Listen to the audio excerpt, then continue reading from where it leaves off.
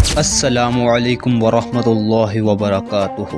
امید ہے آپ سب خیریت سے ہوں گے۔ آپ سب کو اسلامک ٹی وی پر خوش آمدید کیا جاتا ہے۔ عمل کا دار و مدار نیتوں پر ہے۔ انسان وہی کچھ پاتا ہے جس کی وہ نیت کرتا ہے۔ ہمارا آج کا سیگمنٹ حضرت بلال حبشی رضی اللہ عنہ کا اسلام اور مصائب ہیں۔ چلیے آئیے دیکھتے ہیں اس سیگمنٹ میں کیا ہوتا ہے۔ حضرت بلال رضی اللہ عنہ مشہور صحابی ہیں جو مسجد نبوی صلی اللہ علیہ وسلم کے ہمیشہ مؤذن رہے ہیں۔ شروع میں ایک کافر کے غلام تھے، اسلام لے آئے جس کی وجہ سے طرح طرح کی تکلیفیں دیے جاتے تھے۔ امیہ بن خلف جو مسلمان کا سخت دشمن تھا، ان کو سخت گرمی میں دوپہر کے وقت تپتی ہوئی ریت پر سیدھا لٹا کر ان کا سینے پر پتھر کی بڑی بڑی چٹان رکھ دیتا تھا تاکہ وہ حرکت نہ کر سکے، اور کہتا تھا کہ یہاں اس حال میں مر جائے اور زندگی چاہے تو اسلام سے ہٹ جائے، مگر وہ اس حالت میں بھی احد احد کہتے تھے، یعنی اللہ ایک ہی ہے۔ رات کو زنجیروں میں باندھ کر کوڑے لگائے جاتے اور اگلے دن ان زخموں کو گرم زمین پر ڈال کر اور زیادہ زخمی کیا جاتا تاکہ بے قرار ہو کر اسلام سے پھر جائیں، یہاں تڑپ تڑپ کر مر جائیں۔ عذاب دینے والے اکتا جاتے، کبھی ابو جہل کا نمبر آتا، کبھی امیہ بن خلف کا، کبھی اوروں کا، اور ہر شخص اس کی کوشش کرتا کہ تکلیف دینے میں ضرور ختم کر دے۔ حضرت ابوبکر صدیق رضی اللہ عنہ نے اس حالت میں انہیں دیکھ کر ان کو خرید لیا اور یہ آزاد ہو گئے۔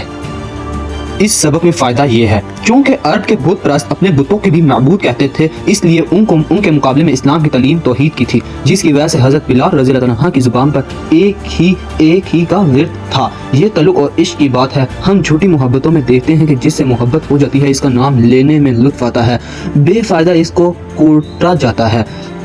تو اللہ کی محبت کا کیا کہنا جو دین اور دنیا میں دونوں جگہ کام آنے والی ہے۔ یہی وجہ ہے کہ حضرت بلال رضی اللہ عنہ کو ہر طرح سے ستایا جاتا تھا، سخت سے سخت تکلیفیں پہنچائی جاتی تھی۔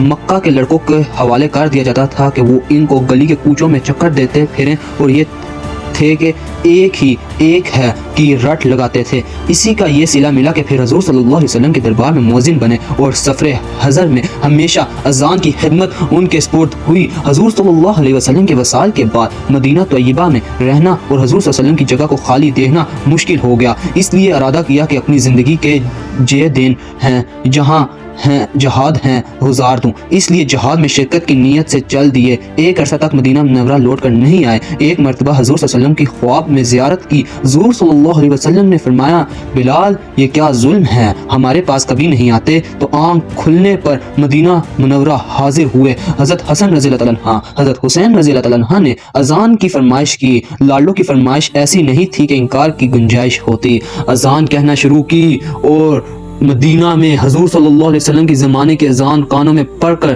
کہرام مچ گیا۔ عورتیں تک روتی ہوئی گھر سے نکل پڑی۔ چند روز قیام کے بعد واپس ہوئے اور سن 20 ہجری کے قریب دمشق میں وصال ہوا۔ تو ہمیں اجازت دیجیے، ہم اگلے سیگمنٹ میں ملیں۔ اللہ ہمیں اپنی پوری زندگی دین کے مطابق گزارنے کی توفیق عطا فرمائے۔ کمنٹ میں آمین لازمی لکھیے گا۔ چینل کو سبسکرائب کر دیجیے، ویڈیو کو لائک کر دیجیے، اسے شیئر لازمی کیجیے۔ شکریہ۔